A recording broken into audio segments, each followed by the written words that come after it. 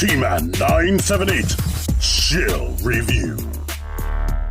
Hello everyone, T-Man 978. This is a review for Transformers Age of the Prime's Deluxe Class Targetmaster Sureshot, and he comes with Spoilsport.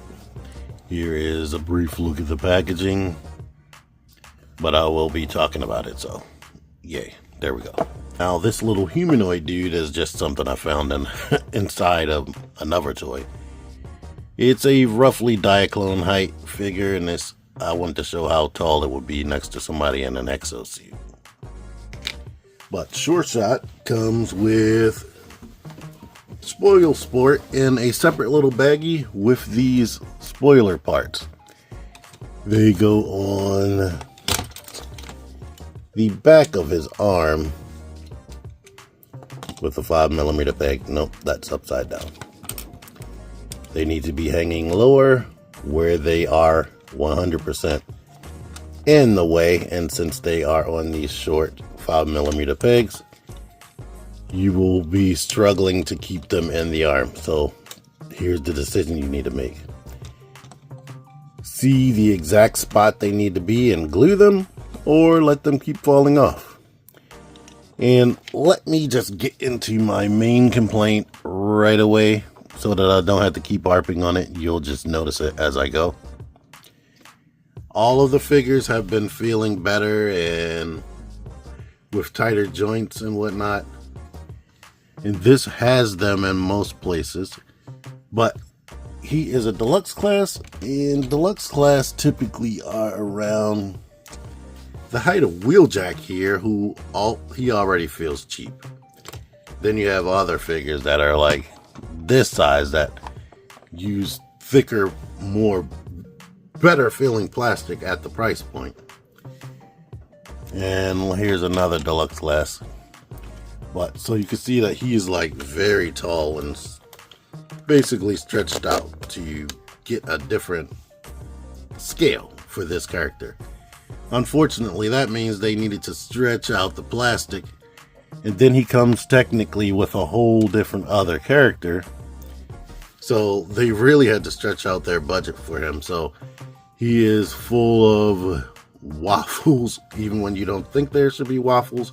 And he has a ton of engineering inside of him on top of that. Like Wheeljack. He is so simple to transform. You'll see later that this guy is he has a lot more articulation and just engineering period for the transformation. Let's look at Spoilsport. Now, Pinpointer, I can't find my Point Blank figure to save my life. I've been looking all weekend for it. This one looks to be even more cost cutting than I remember with that one, but I could be wrong.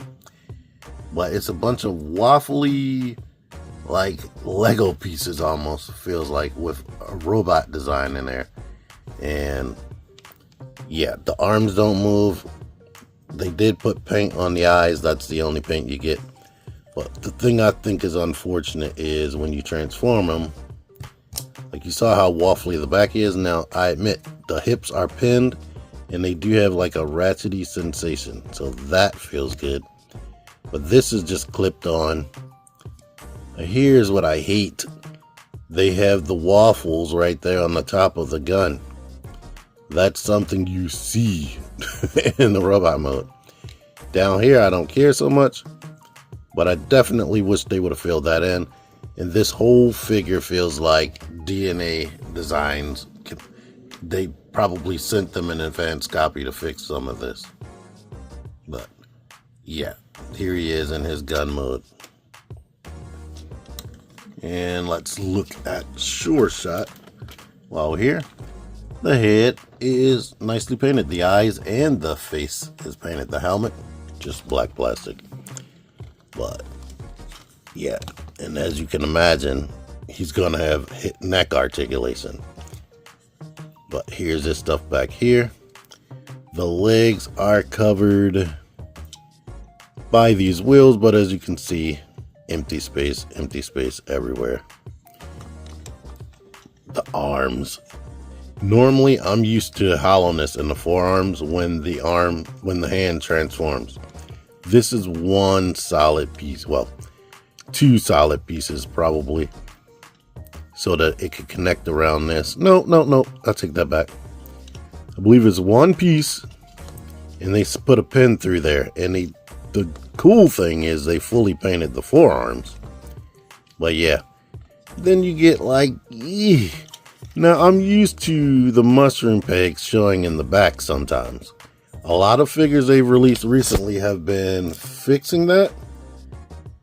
Like even this wheeljack has it covered right there.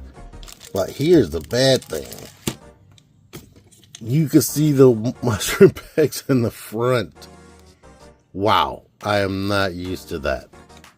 This is a character because of the design that I've been like wanting, but it has so many like aesthetic issues that really take away from the experience. Here he is wielding Spoilsport, and watch when I'm about to show the articulation, but it's crazy the amount of articulation they gave him, and then they didn't give him wrist swivel. And he's a Targetmaster, so you would want him to be probably rotating and holding this gun around. And it 100% doesn't have the ability to do the thing where you can attach this to the forearm. I think the Autobots and Decepticons did that. I definitely know the Decepticons did. But let's get into the articulation. The head is on a ball joint. It can't really wiggle side to side much, but it does rotate. And it looks completely up. You get the swivel here, outward motion there, bicep swivel, and slightly above 90 degrees of bend right there. Nothing in the wrist. You do to transformation. You can get like a reverse butterfly action if you want. You get a waist swivel, and I will come back to that. The legs kick up. The legs kick back. You get a thigh rotation that bumps because of the way it's sculpted. This leg right here, as soon as I tried to do this, I moved left, right, and it came right off of the mushroom peg. So I had to heat it up, pinch, cool it off to get that back on. That's something I didn't start experiencing a lot until Legacy, but it's still a reoccurring thing, unfortunately, because they have this exposed and all this hollowness. In the old days, there would have been a piece covering this and there would have been a screw in it. But now there's like, they still keep buying it. But with this wheel in the way, you only get 90 degrees of bend right here. This foot goes forward and back some, and you get a ton of ankle pivot. So using that, and he can still look up. Awesome. Optionally, you can detach this right here, and you can give him a good looking ab crunch, or an ab crunch that looks like it's actually intentional depending on how you have it folded. So that's cool. Let's give him some crotch thrust. And the crotch is painted in the front, which may be a bad thing because I do have paint rub right there. It wasn't like that out of package that I remember, so I did that during transformation somehow. But anywho, he's good besides the aesthetic things that I mentioned. These ankle rocking forward motion, that is way looser than I'm used to now with the newer figures. I would expect they would try to make sure they did anything to make sure this is tight. Both of them are like that. So let me know in the comments what is yours like. And these, you can adjust them to get out of the way. Like this. That's the only reason why I would tell you not to glue it, and it helps you to get it correct in vehicle mode. But moving it, they seem to want to pop out as soon as you try to move it in any direction. All that stuff I was saying about the heights and sizes of figures, I just transformed this guy. Why do I keep crosshairs? keep forgetting his name. But he feels a lot better than this. They are roughly the same size. Now it does have like some hollowness here or there. It's nowhere near as complex in the transformation, but this feels a lot better. Let me see if I can overlay point blank right here. Hopefully I have a good enough picture. To make sure I show everything when I was mentioning the hollowness, there is that. But he is fun to mess with as a robot. I just wish he had wrist rotation. I hate these things are plugged in. They should have definitely been like pinned to this and non-removable. And these feet are looser than I would like. I can still get it standing up, but they are 100% looser than I would like. I might be able to do something, but this is pinned in and not screwed, so it's not going to be easy. But anywho, transformation. This guy is already a gun. What we need to do is bring this out to the side and rotate the arms that way, the forearms that way. Now up here we need to pull this forward, and here is the most of the tricky part is keeping this on and navigating this joint right there. This I'm going to lift up like that on the hinge up there so that we can have access to this mushroom joint, so we can rotate that around. But now I am going to move this joint on top of the darker orange, and then the one above that, above the mushroom joint, I'm going to make that straight.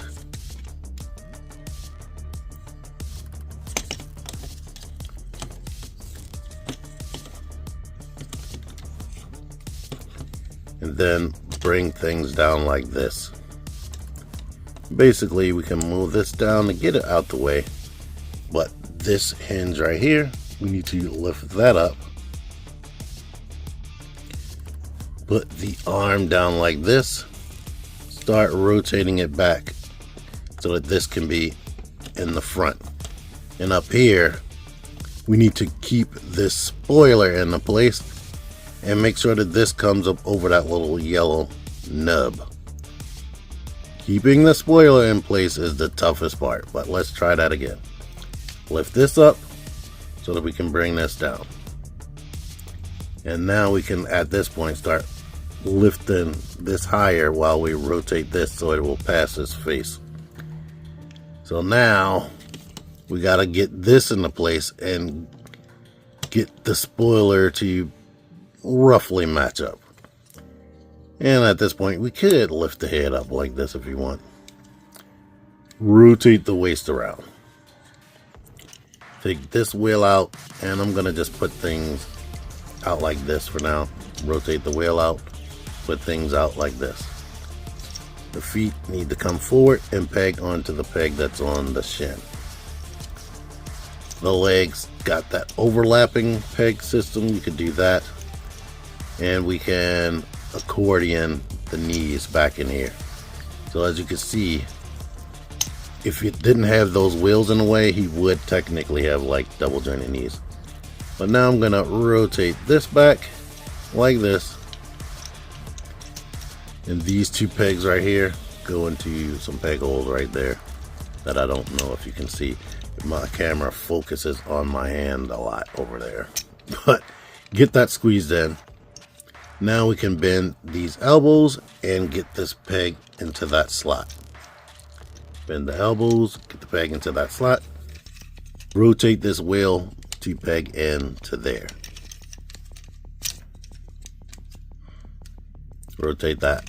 And now this stuff right here. We need to bring this forward. Start rotating this. And when we get this down to there, we can go ahead and peg this until it spots right there. I don't know how I got that scratch because it seems like nothing would touch it, but I guess I did. But now here he is. He is a yellow and orange dune buggy like another yellow and orange dune buggy we just got not too long ago.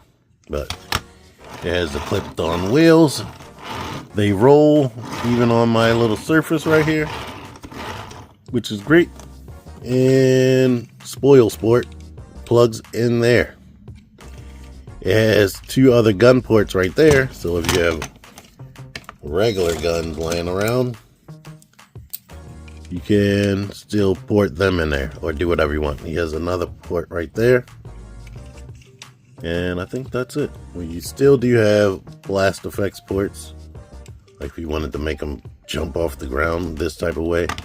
And these do fit on the Targetmaster. My thumbnail I'm probably going to use is going to have him on the bottom of his feet. But let's remove things that it doesn't come with. But yeah, now he does have waffles on there. So I'm used to the robot mode having waffles, but the actual vehicle mode, like front and center, it's crazy. Now showing TM reviews this, and he was harping on about that stuff back there, but I don't care about that so much as this, that, and this. That's the ugliness. You don't have to have the Targetmaster on. You can port him right there, and he can still roll if you want. If you want to have the full design of that, but I guess the intention is to have it here so that he can actually rotate and shoot at things like a tank. Here he is next to Crosshairs. Well, the Cybertronian version of Crosshairs. So I assume we're going to get a new version of him with an actual Targetmaster. Here's another couple of little deluxe cars. I don't feel like transforming him right now, but I would imagine that Wheeljack is the same length as him. Here is Animated Motormaster. So there you go with that. I like that it rolls, and I discussed my aesthetic complaints with it, but it's still decent. I wish it didn't have clip-on wheels, but it's a deluxe class. If it was smaller, it would have had pinned wheels, but yeah. Anywho, reverse transformation. I'm going to take that off. I'm going to unpeg the wheel from here. Unpeg that. I'm going to unpeg the arms and bend them straight out. I'm going to unclip this front of this, flip it around until we get to this peg that pegs into this area right there. You're done with that. Now we can bring all of this down, rotate it around, bring it back. I'm going to unaccordion the legs, bring them back up. That is very tight and nice feeling. I'm going to rotate this up, and there's a little peg that fits into one of the peg holes right there. But before that, actually, I'm going to unclip this by sliding this forward. Now I'm going to readjust that because the wheels will be bumping into each other if I try to do it the way I did it. And let's see if nope, it can only go into one spot. You can unpeg the feet. Now the lower body is done. The arms, we need to bring the head back so it can be out the way. Bring this down and rotate it outward. This unclipped itself. I'm going to put it back. You can bring this down. Bring this out. I'm going to leave things like they are for now while I lift the head up. Move this part forward. Go ahead and try to bend on this hinge right here. Actually, I'm gonna bend it back, then bend on that hinge to keep things level like this so we can rotate it. All right, this part I have been struggling to film. Now that we have it like this hinge right here needs to bend like that, while this hinge needs to bend backward. So it needs to be like completely flat like this. Then we can bring that down to clip on to the waist. And we can bring the arms down to clip into here. Rotate the forearms forward. And you're good to go. He is a robot again. Of course, this dude just bends this and then bends this. And now he is a statue robot. But yeah, I said everything I needed to say. Hopefully you were paying attention. T-Man978 out of here. Thank you for watching, definitely. Click the videos. Click the freaking videos, baby. Click the videos. You should really click these videos. Click the videos. Click the freaking video. Click the videos. Come on now and click those videos.